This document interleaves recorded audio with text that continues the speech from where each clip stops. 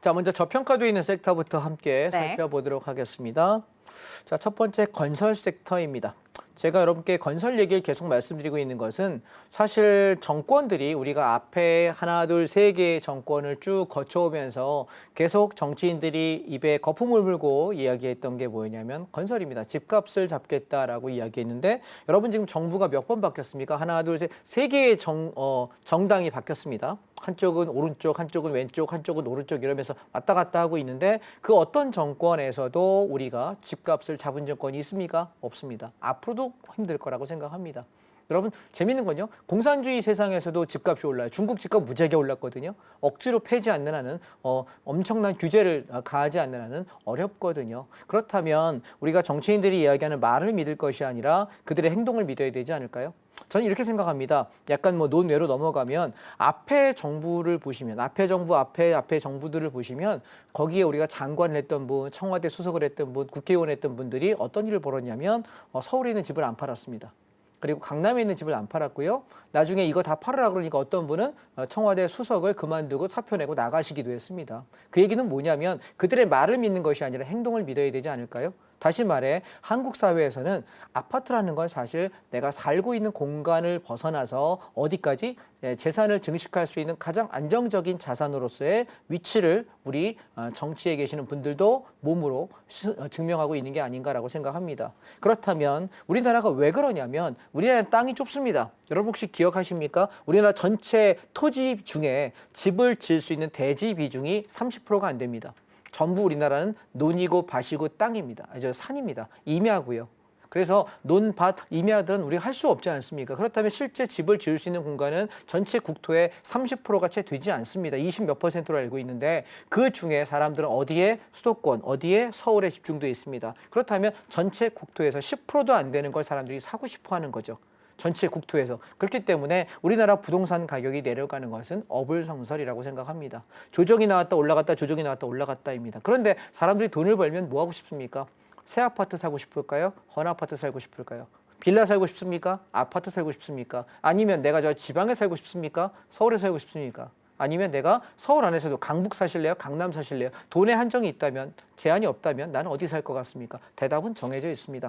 그런데 지금 우리 어떨까요? 계속 아파트에 신규 공급을 할 수 있는 방법은 두 가지가 있거든요. 첫 번째는 택지를 개발하는 거고요. 두 번째는 기존의 노후된 아파트, 노후된 주택, 노후된 빌라를 헐어버리고 재건축과 재개발을 통해서 신규 아파트를 만들어내는 건데요. 지금 여러분 최근에 5년 안에 있던, 이 7년 안에 있던 이 정부들은 어떤 얘기를 하고 있냐면 공공주택에 관한 말을 계속 하고 있습니다. 그런데 공공주택에 들어가는 건 제한적이거든요. 나머지 공공의 대상에 해당하지 않는 국민들은 투표권이 있지 않습니까? 그렇기 때문에 결과적으로 뭘 해야 되냐면 우리가 정권이 바뀌든 다음 정부가 오든 만약에 움직인다고 한다면 향후에 5년, 10년 이내에는 공급 부족이 굉장히 심각해집니다. 그렇기 때문에 뭘 해야 되냐면 재건축과 재개발 그리고 신규 택지 개발에 관한 얘기를 해야 되는데 앞에 문재인 정부에서 여러분 지속적으로 말씀드렸던 게 3기 신도시에 관한 얘기를 했는데 즉 문재인 정부 끝났죠.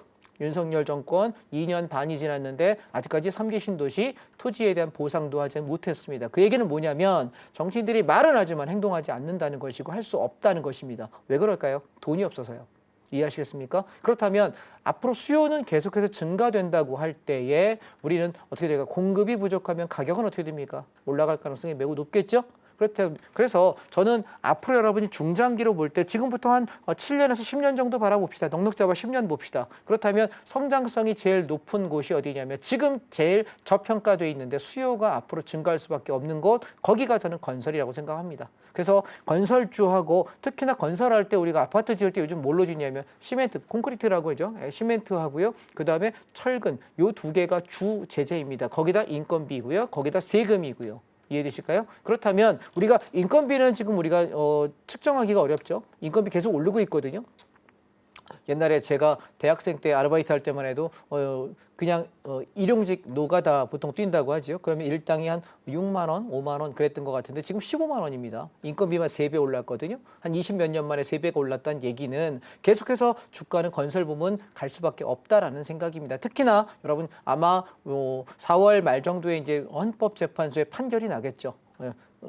가결할 거냐 아니면 기각할 거냐 결정 나겠죠. 그러고 나서 만약에 대선 랠리가 온다고 한다면 아마도 이념에 관한 싸움도 하겠지만 아마도 집값에 대한 얘기를 굉장히 많이 할 거라고 생각해요. 그러면 또다시 붐이 일지 않을까라는 생각을 합니다. 따라서 지금 저평가일 때 사두시는 것이 좋겠다. 뭐 건설주와 시멘트주 말씀드리겠습니다. 그래서 만약 여러분이 이렇게 한번 보십시다. 내가 건설 관련 종목들 중에 어느 종목을 사야 될지 잘 모르겠다라고 얘기할 때 저는 ETF를 거래합니다.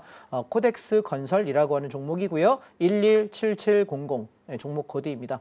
제가 여러분 이거 계속 떨어질 때마다 사세요라고 이야기를 열심히 노래를 불렀을 때가 작년 12월 말이었습니다. 투매가 나올 때부터 매수를 싸게 사두세요라고 이야기하고 지금 슬슬 반등하기 시작하는데 얘가 치고 올라가면은 저점이 2,600원이었는데요. 3,500원대 앞전 고점까지 가는데 큰 무리 없을 거라고 보여지고요.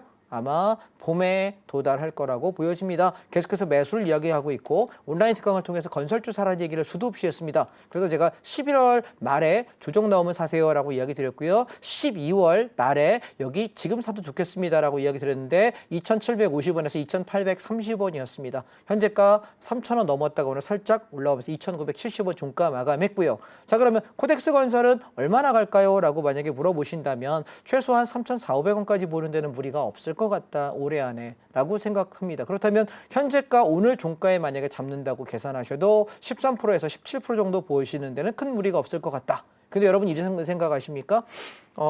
종합주가지수가 조정이 나올 때마다 건설주는 많이 올라갔습니다.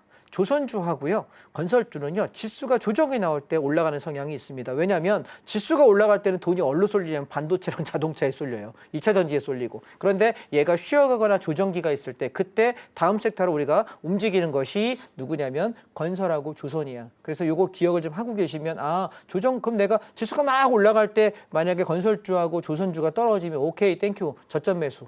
내가 부동산하고 자동차하고 반도체 쭉 차익 실현하면서 그 돈 갖고 뭘 사는 거냐면 떨어진 것 중에서 다음 섹터 갈 놈을 사야 될 거 아닙니까? 그게 누구냐면 건설하고 조선입니다. 오케이? 그래서 요 종목 괜찮다라는 말씀을 좀 드리고 싶고요. 나는 개별 종목 보고 싶은데 뭐가 날까요? 라고 물어보신다면 저는 GS건설 꽤 괜찮은 것 같습니다. 지금 GS건설 17,500원 오늘 종가인데요. 요 밑에서 떨어질 때마다 천천히 사신다고 들면 꽤 괜찮을 것 같습니다. GS건설이 왜 우리가 엉망이었냐면 자 월봉을 한번 보실게요.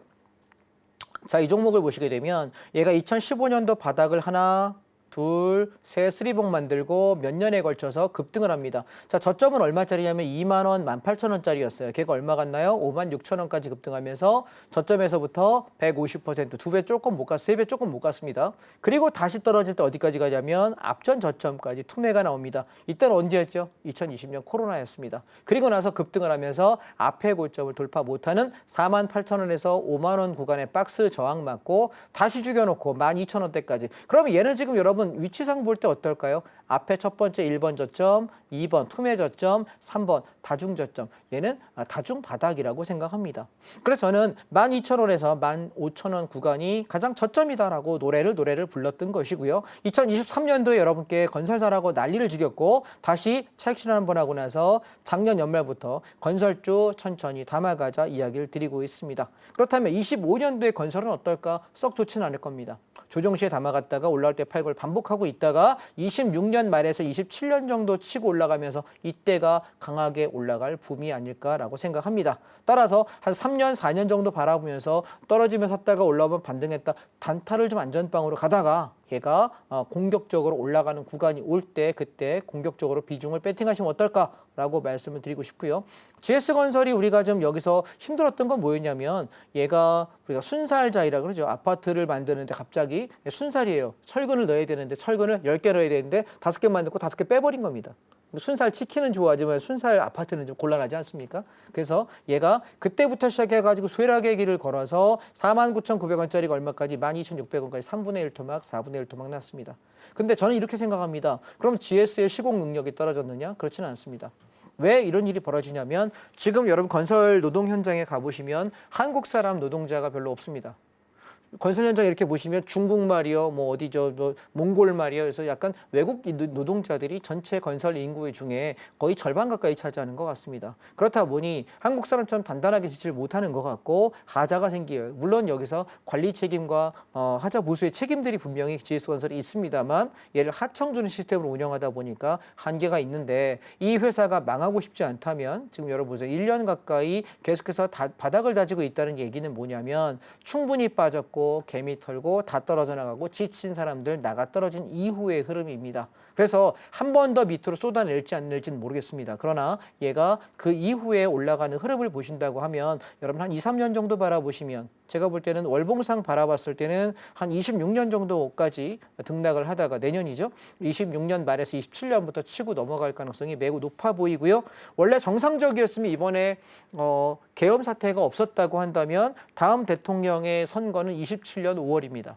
그죠? 그래서 우리가 그러면 그쯤에 우리가 이 건설주가 빛을 보지 않을까라고 저는 예측을 하고서 말씀드렸던 건데 탄핵과 계엄 사태가 지금 벌어진 상태이기 때문에 헌법재판소의 결과가 나온 이후에 정권이 바뀔지 어떻게 될지는 그때 가서 한번 우리가 고민해 보는 걸로 하고요. 어쨌든 건설주에 대해서는 우리가 2, 3년 정도 바라보면서 내가 천천히 접근하기에는 매우 좋은 섹터다라는 말씀을 드리고요. 그래서 한 7년 정도, 8년 정도에 바라보셨을 때 야, 예년에 2, 3년 전에 저 장자방이 방송 나와가지고 건설주에 맨날 입에 거품 물었는데 안 간다고 욕했더니 진짜 많이 갔다라고 아마 아실 겁니다. 이해하시겠습니까? 왜냐하면 조선주가 그랬거든요. 조선주가 제가 입에 거품 물고 떠들다가 엄청나게 날아갔지 않습니까? 또 고려하여 엄청나게 4년간 떠들었는데 치고 넘어갔지 않습니까?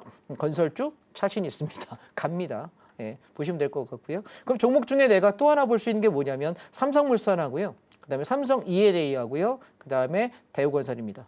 전 이 종목들 다 괜찮다라고 생각하는데 각각 특색이 있어서 본인이 원하시는 종목들을 지금 조정기에 천천히 담아가시면 어떨까라고 생각하고요. 2월달, 3월달 조정기 천천히 담아 놓으시면 아마 4월 16일인가요? 18일인가요? 헌재에서 결정을 지어야 되는 그 데드라인 날짜가 있더라고요. 그리고 나면 뭐 기각인지 인용인지 결정이 날 것이고 만약에 기각된다면 다시 윤석열 대통령이 현직 복귀하겠죠. 그런데 만약 여기서 인용돼서 판결에 대해서 오케이 헌재 재판이 이게 오케이 그럼 다음 대선 치러야 될 상황이 생긴다고 한다면 그 다음 대권 주자들의 정책에 의해서 또 움직일 거라고 생각을 하기 때문에 조금 길게 보시고 우리가 봄까지 대통령이 결정나는 시점까지는 천천히 분할로 사두면 어떨까라고 말씀을 드리고 싶고요. 무엇보다 그 안전빵은 뭐냐면 아시아시멘트하고요. 그리고 성신양회입니다. 저는 시멘트 관련주, 우리가 원자재 관련주죠. 인플레이션하고도 크게 연관을 갖는 종목들이거든요. 왜냐하면 원자재 값은 인플레이션이 나게 되면 커집니다. 스태그플레이션이 와도 똑같이 인플레이션과 스태그플레이션이 여러분 뭐니 다 구분하시죠. 스태그플레이션은 뭐죠? 경기가 침체됐는데 물가가 오르는 거예요. 내 주머니 돈이 없고 소득이 없는데 물가가 오르니까 먹고 살기 힘들죠. 인플레이션은 뭡니까? 소득도 자산 가치도 오릅니다. 집값도 오르고 주가도 오르고 다 같이 올라. 내 월급만 조금씩 오를 뿐이지 오르긴 올라요. 그런데 문제는 물가도 같이 오르는 거예요. 그러니까 그나마 좀 인플레이션이 낮습니다. 스태그플레이션은요. 내가 실업자가 됩니다. 내 일이 없습니다. 내 월급이 쪼그라듭니다. 혹은 내 회사가 망합니다. 그런데 물가가 오릅니다. 더 미치는 거죠. 둘 중에 하나. 근데 아마 미국 시장은 인플레이션일 가능성이 높고요. 한국 시장은 당분간 스태그플레이션일 가능성이 전 높다고 생각합니다. 저성장인데 물가만 올라가는 어려운 세상. 여러분 그래서 저는 그 관점에서 건설 관련주들을 여러분 좀 관심에 넣으면 어떨까라고 말씀을 드려보고 싶고요.